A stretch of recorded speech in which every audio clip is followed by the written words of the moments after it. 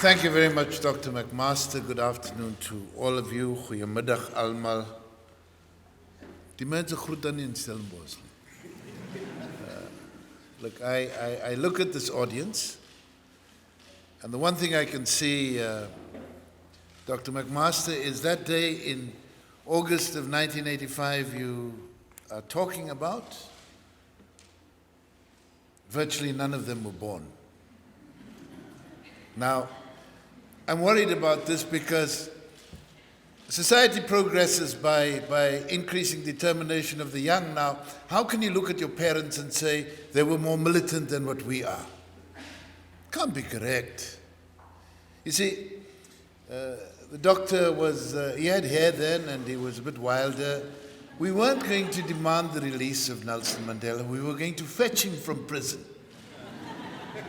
That was the call that we made on people because that was how we thought we could approach life. Now, I'm raising this because I'm saying to you that we expect of successive generations to be quite involved in driving democracy. The big challenge before us, I think, is amply told in the story of Thandi.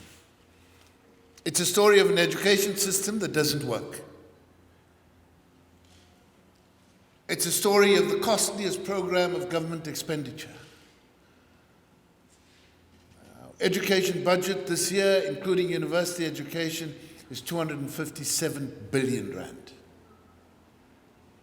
But the yield is different, and when you look at that, and it's available, as you know, on YouTube, when you look at that, each one of you can say, regardless of where you come from and your mother tongue, you can say, I am not Thandi. But there are so many Thandis out there, and so the challenge of this generation is how do you drive change differently? And so the Planning Commission, which of course for the President is a big gamble. You know that in politics, the ability to think through policy, the ability to implement that policy, and the right to pay for that policy is something that frequently comes through elections. But as you see around the world, turn on to CNN or Al Jazeera today, you will know that people are prepared to die for that right and sometimes be prepared to kill for that right. What has happened in this country is, unless you want to take it away from me, have I been talking for too long already? Okay.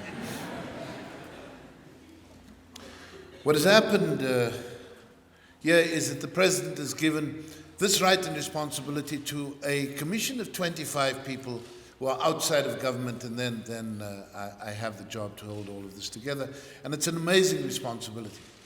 Without any strings, without any controls, go through the diagnostic we released in June last year, look at the plan, and now we're in the process of finalization. And when we hand over, as we will in exactly 2 weeks' time, to a joint assembly of Parliament on the 15th, what you need to find in that plan is firstly that it's anchored in the Constitution and the values of our Constitution. And we've lifted out of the constitutional values and the founding provisions a commitment to ensure that we can eliminate poverty and reduce inequality by 2030. These are big challenges, but we need to find something that can compel all South Africans to recommit. And then we know that every chapter that we've written, and there are 13 substantive chapters of work, is technically competent. I was delayed, I'm sorry about that. We were at Steers with essentially the heads of department, and they were showing me how much they know about the plan, partly because they want to persuade the management of the university to give them more money for the work they must do, and so we were delayed in that process. I want to apologize. But it was a very important exercise because the university needs to take forward the ideas in the plan. You see, when we put these issues on the table, we don't want to own and control them. We want to unleash an energy in South Africa that begins to counteract what has happened since April of 1994. And what happened then is that all of the people, or many of the people who were so involved in driving the process to bring democracy to our country, outsourced their responsibility. Perhaps people took the view, it's now the responsibility of those who sit in Parliament, and we don't need to be involved any longer. And that has been a break in the continuity of the struggle for democracy, because democracy is not an event. It can never be. It's a process, and our Constitution enables us to drive that process forward. And what the plan brings into play is an endeavor to re-energize that struggle. Every part of its work must be technically competent. So if you are an engineer, you can look at Chapter 4, look at the economic infrastructure chapter and say, actually, this makes sense. And you must be able to understand that we don't have all of the answers. There are parts where we are willing to experiment. Our approach to energy security in the future, including more gas, and how we deal very sensitively with the issue of shale gas, all of these are issues that South Africans must talk about. But we can't continue our reliance on coal. But we must have energy security. So these are discussions that we must have. And I think I'd like to believe that students like yourselves have a very important role in helping to take those discussions forward. So technical competence is one of the things that we must have, and then we must strengthen all of the frameworks of accountability in the country. Let me repeat what I said at STIAS this morning. I said, last week the Auditor General released a report on the audits of local authorities, of which are 243 municipalities in our country. 7 of them have clean audits. Do we focus merely on praising the 7, as we should? Or do we focus on the 236 that didn't get it? Now, if you look at all of the legislation that covers municipalities, Municipal Systems Act, Municipal Structures Act, it requires a high degree of participation in the democracy. Ward committees, ward councillors reporting back to communities at least 4 times a year. If you have those kinds of things, you shouldn't have a report such as the Auditor General released last week. Why are citizens outsourcing that responsibility? What the plan wants to do is to insource the action to ensure that we can make democracy work differently. Our policies must, of course, have certainty and predictability. But very importantly, in the way in which the plan is crafted, it must all be linked. So, going back to our diagnostic in June last year, we say there's a relationship between what happens in education and the poor outcomes for the majority of black South Africans and what happens in the workforce. Why our labor markets function so poorly, because people leave school too poorly skilled. We've got to drive the change, and we've got information available, readily available. Go online, find it. And it's not a grade 12 problem, because we've got national assessments at grade 3, grade 6, and grade 9. We've got to drive the changes, but it involves many more people. There are reports available on time on task for teachers. Why is it that where parents are involved and competent and empowered through school governing bodies to act, because they have the necessary skills to be able to engage teachers, schools perform, and where parents feel incompetent or powerless against teachers, the schools don't function? These are the kinds of issues that we need to drive to ensure that that Thandi serves as a conscience to each one of us, so that we can drive the changes as they present, because they're all around us if we open our eyes and find that out. But if we want democracy, and if we want the quality of life that we know that we're capable of, then I think there's one single message that comes through the plan, and that is each one of us needs to take ownership and responsibility. Each one of us needs to take responsibility to lead, because leadership is not the big man notion of leadership any longer. It has never been, but we must not allow the media to tell us that, because that's what you can say in 140 characters on Twitter. Nice hashtag, but don't worry about it for now. We need to involve everybody in the responsibility of leadership, because leadership needs to be distinguished from the authority of office. Leadership is about behavior. It's about engagement. It's about taking responsibility. And if we've got that, then we have active citizenship. If we have active citizenship, then we have a functioning democracy. Then you deal differently. You root out corruption because there's no place to hide. Then we can ensure that South Africans have value for money. If you don't care as citizens, why should government actually care? Because all that stands between us and not doing the right thing is the things in our heads.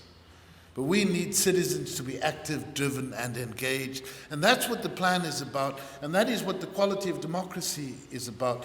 And that'll see the re-engagement with a long history of struggle to bring democracy into our country. So we're saying it's beyond technical issues. It's about identifying the problems that need to be solved. I can take education, talk you through that. I can take labour markets and talk you through that. And then remember that the National Planning Commission is not a political party, nor are we government. We have a bit of an identity crisis, of course. But we will be saying many of the things that many political parties will be saying. We'll be raising the issues that government ought to be raising. We are not responsible for implementation, and so we need to construct a framework of engagement around these issues. We need to be exceedingly inclusive in our approaches. And that's what we must recognize. And as we develop that platform for inclusivity, we will recognize, I think, that there are things that parties fight about and things that parties should all agree about. The right of access to education is not a party political thing. It's a constitutional imperative. The right of access to decent education should be an extension of that same constitutional value. The right of opportunity in life, with an emphasis on people who come from historical disadvantage, is part of that constitutional imperative. It's there, it's written in the values, in the founding provisions, in the Bill of Rights of our Constitution. And that is what must be what anchors our approach to how we take these issues forward. The technical detail we can add, but if everything is somebody else's responsibility, if we are too small, too disempowered to engage with these issues, then I think we afford the skilled South Africans to do two things. One is amass wealth, because each one of you will leave this university very well educated, capable of earning loads of money, and then you can buy yourself out of society. You can live in a gated community, you can have your own protection, you can send your children to private schools, you can have private health care, you can do all of those things and replicate advantage without having to move to Perth or San Diego. You can do it right here in South Africa. But that is not what democracy is about. Our responsibility is to drive change collectively, and in driving change, it's about understanding ourselves as South Africans and Africans and looking also at our responsibility towards others and our broader community. That's a challenge. That's all the plan gives. We can give it to you, as we will in 2 weeks' time, in 500 pages. We can multiply that by 10, you can get it in 5,000 pages. But we'd like you to have it in a simple paragraph. It's about your responsibility to society and recognizing that the task of building a democracy is incomplete as we speak. I want to come back here quite soon. Because, you know, I said earlier, what we're not giving to the President is a gift wrap package. We're giving a catalyst. And when I come back here, I hope I can sit in a corner somewhere over there, greet everybody, and the student body here can decide which 30 students they will get to tell me about the activities that they're involved in off campus. And see whether we can construct models that work. not just in the neighborhood, but many students come from far away, and sometimes it's possible to go back over a VAC, start something, get some people looking after it, and then continue by Twitter or email or something to retain an interest. Because we need to use the privilege that students have of studying at this university and apply it in communities across the country. If we do that, I think we will drive change, and we should be the listeners to understand how democracy is actually built. That is a hope that I leave with you, and perhaps you'll invite me back and put a chair, maybe not a rocking chair, because I don't want it to be that late in my life, but just a chair where I can listen and know that democracy works, because young people have the same spirit that drove people like Dr. McMaster in his university days to make a change. Thank you very much.